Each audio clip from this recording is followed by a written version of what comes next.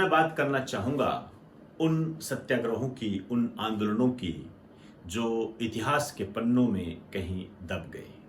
इसके लिए मैंने एक विशेष रूप से एक स्लाइड तैयार की है। उस स्लाइड के माध्यम से आप इसे समझने का प्रयास करें और जितना भी आपको बताया जा रहा है उतना काफ़ी है।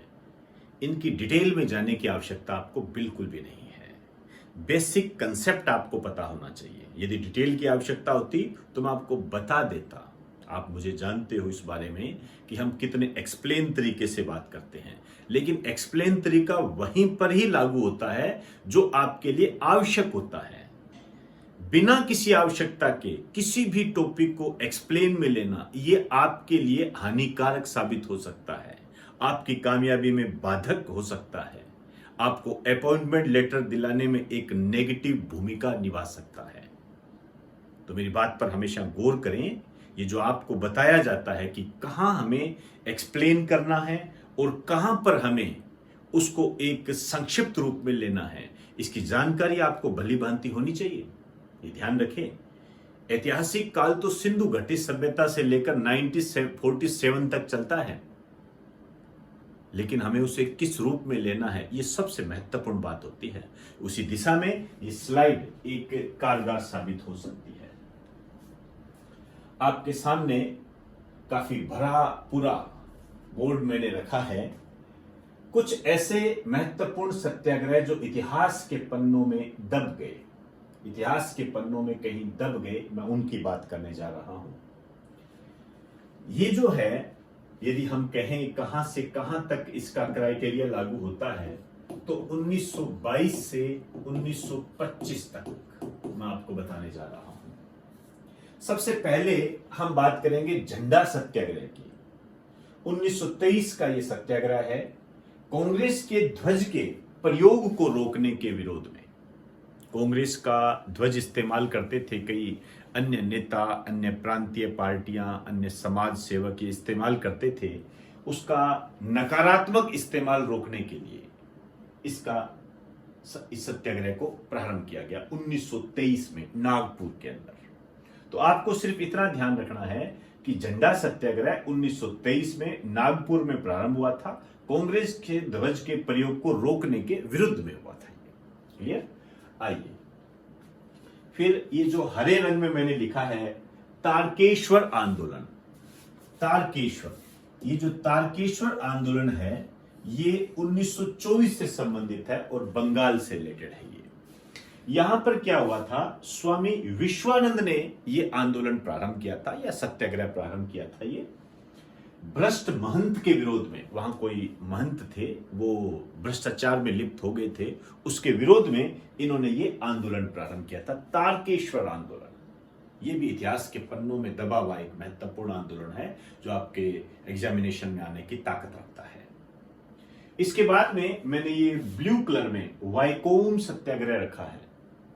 ये तो मैंने पर्सनली आपके एग्जाम में क्वेश्चन आया हुआ है, मैंने देखा है। ये वाइकोम सत्याग्रह 1924-25 में केरल के त्रावणकोर राज्य एजवा में कांग्रेसी नेता टी.के. माधवन ने इसको चलाया था और मंदिर में प्रवेश के लिए चलाया गया था। वहां पर मंदिर में प्रवेश से संबंधित कुछ रोक हुई थी, उस रोक को दूर करने के लिए टी.के. माधवन ने यह आंदोलन चलाया था। वाइकोम आंदोलन या वाइकोम सत्याग्रह के नाम से इसे हम जानते हैं। फिर मैं बात करूंगा गुरु का बाग सत्याग्रह। ये अमृतसर पंजाब से संबंधित है, 1922 में हुआ था। वहां पर क्या है, महंत को अपदस्थ कर दिया गया था और एक शिरोमणि गुरु प्रबंध कमेटी के बीच में विवादित भूमि पर एक पेड़ को काटने के विरोध में हुआ था। कोई भूमि विवादित थी, वहां पर एक पेड़ को काट दिया गया था, इस कारण से यह आंदोलन हुआ था। इसे हम कहते हैं गुरु का बाग सत्याग्रह 1922 में अमृतसर में। बरसाड़ सत्याग्रह, यदि इन सभी की मैं बात करूं तो सब में इंपॉर्टेंट मैं उसे इसे शामिल करूंगा। बरसाड़ सत्याग्रह को कहां से संबंधित है, खेड़ा, गुजरात का जो खेड़ा जिला है वहां से यह संबंधित है।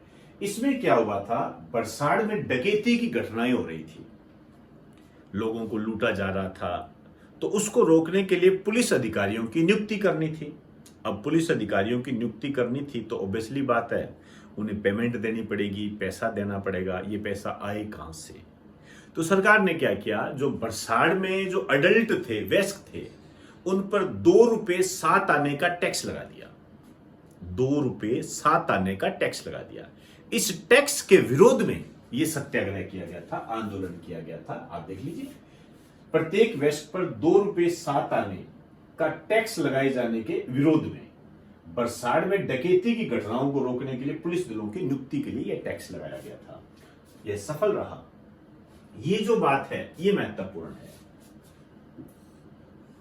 ग्रामीण गुजरात का पहला सत्याग्रह, पहला सफल सत्याग्रह हम कहते हैं बरसाड़ सत्याग्रह को। ये इंपॉर्टेंट है, इसके बारे में आप पूर्ण गंभीरता से अपने दिलो दिमाग पर रखें इसको। तो मैं मान के चलता हूं कि आपको इतिहास के पन्नों में दबे हुए कुछ आंदोलनों की जानकारी प्राप्त हो गई है। बस बेसिक कंसेप्ट रखना है, डिटेल में नहीं जाना। मैं बार बार बोल रहा हूं आपको, कई बच्चे कंफ्यूज हो जाते हैं इसके अंदर। तो एक बार आप इसे नोट कर लें।